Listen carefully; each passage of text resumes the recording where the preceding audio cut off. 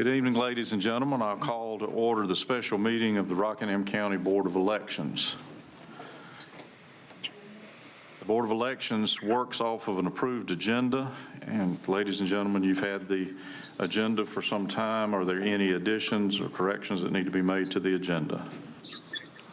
Hearing none, do I have a motion to approve the agenda?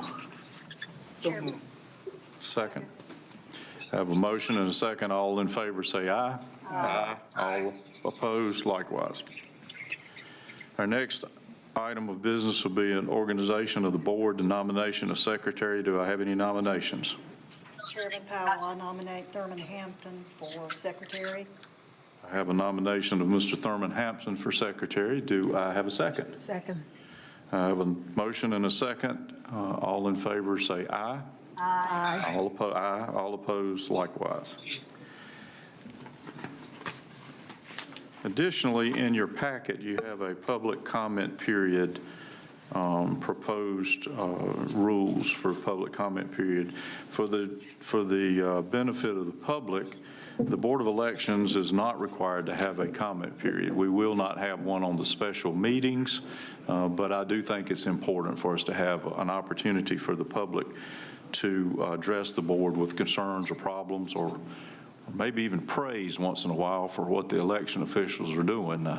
I know that's kind of rare nowadays, but at any rate, we do want some parameters to guide that. So I'm going to read this public comment proposal, and then we'll have some discussion on it, vote on it. It says the public comment period shall be for the purpose of allowing members of the public to present any matter pertaining to elections or item on the Board of Elections agenda.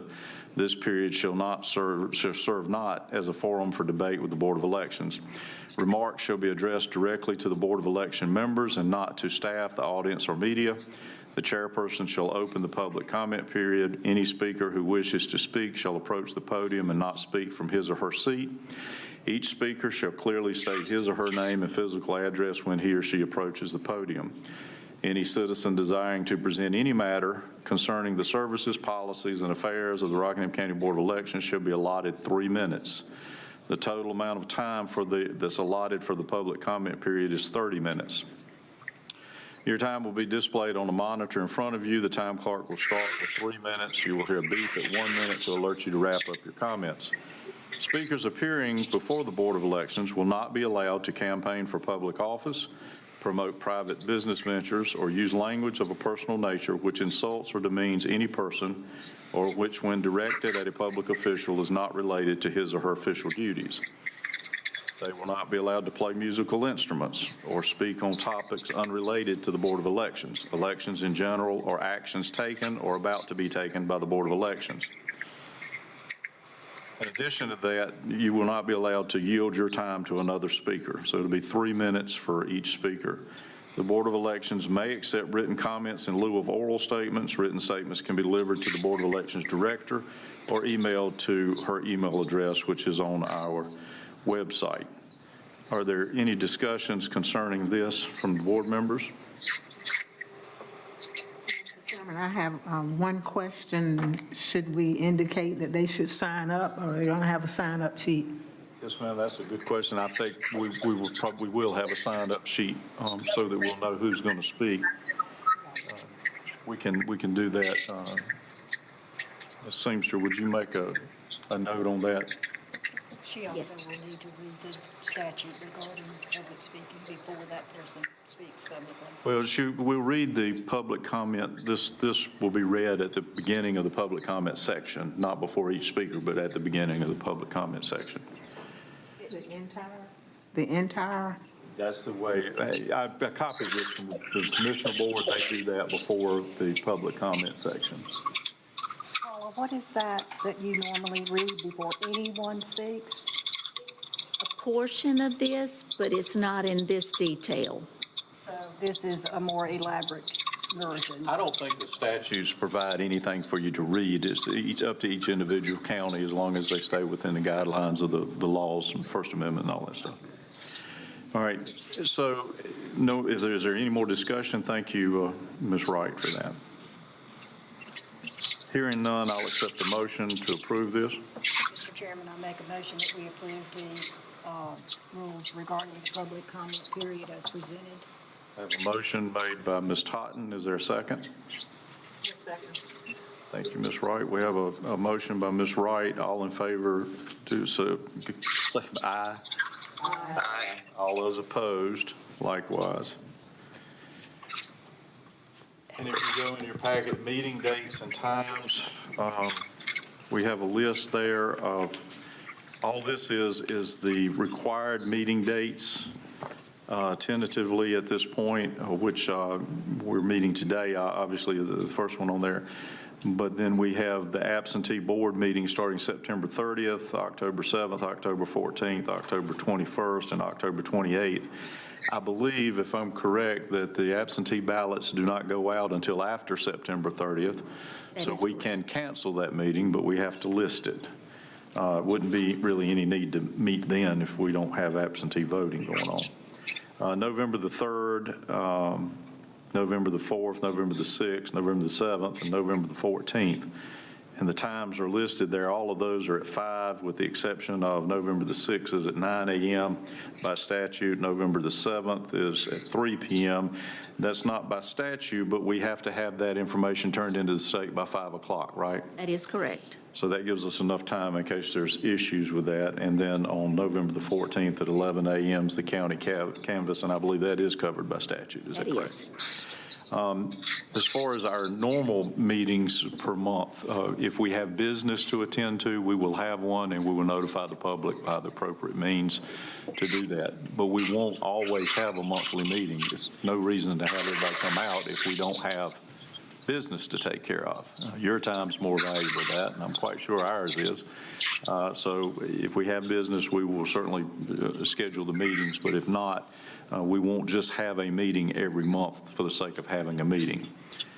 If you have issues that you would like to take up in front of the board, you can contact Ms. Seamster, and if we need to schedule a meeting for that month, then we'll do that, just so we can take the comments from the public.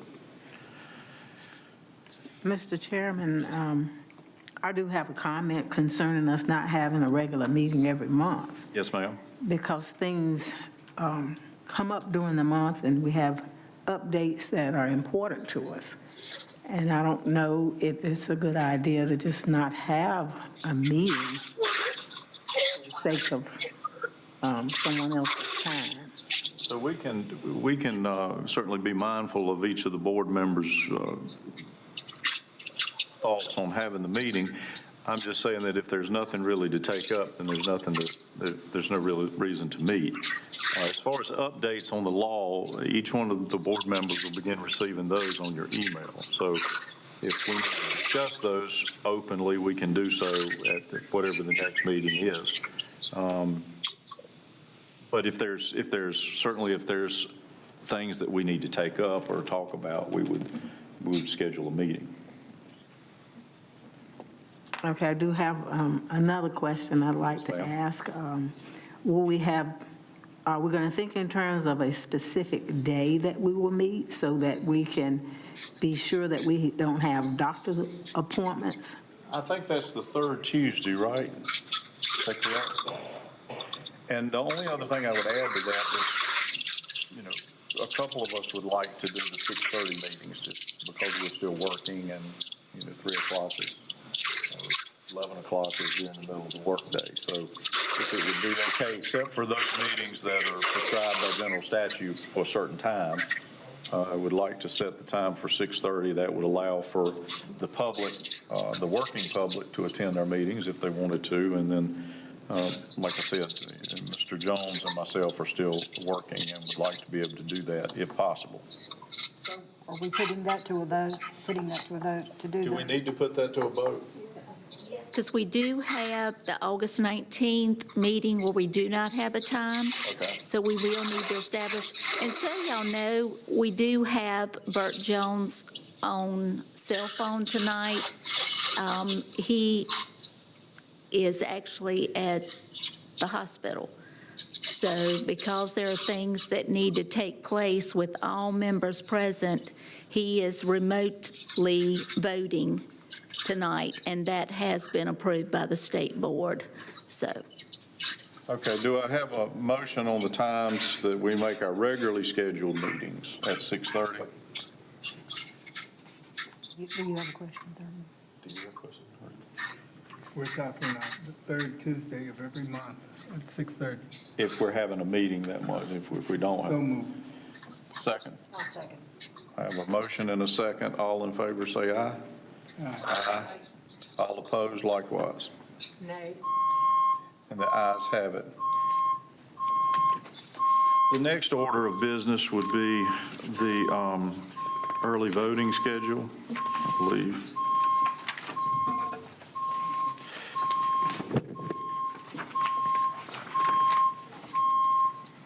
For the municipal elections.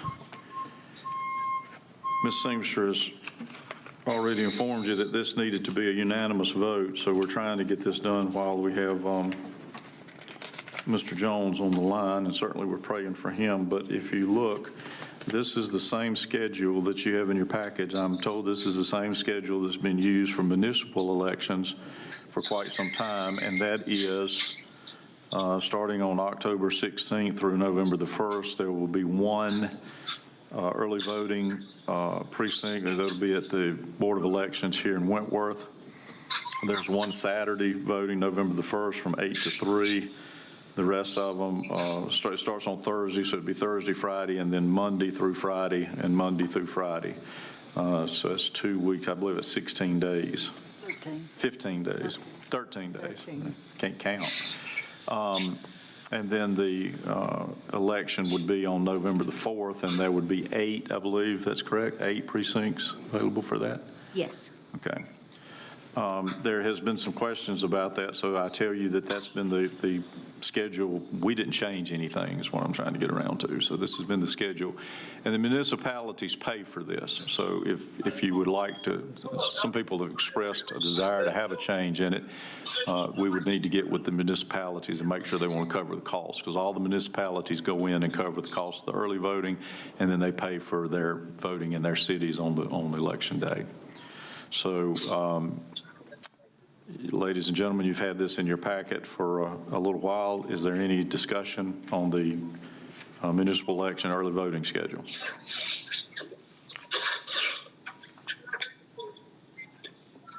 Hearing none, do I have a motion that we accept this?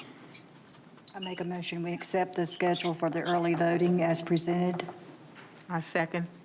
I have a motion and a second. All in favor, say aye. Aye. Aye. Thank you, Mr. Jones. And opposed likewise, the vote is unanimous.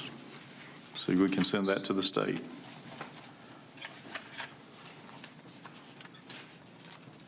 Before we adjourn, I always like to give the board members the time to address the audience. So, Ms. Totten, do you have anything that you would like to add to the meeting tonight? I do not. Ms. Wright? I just am glad to see that we have a good number of people with us tonight. Thank you for coming. Mr. Hampton? Thank you all for coming. And I, too, thank you for coming. Encourage your friends to come, and let's get involved with this. This is about our elections here in this county, and we certainly want to do them fair, safe, and transparent, and we appreciate your involvement in the process. Do I have a motion to adjourn? Thank you. The meeting Second. stands adjourned. Second. The meeting stands adjourned.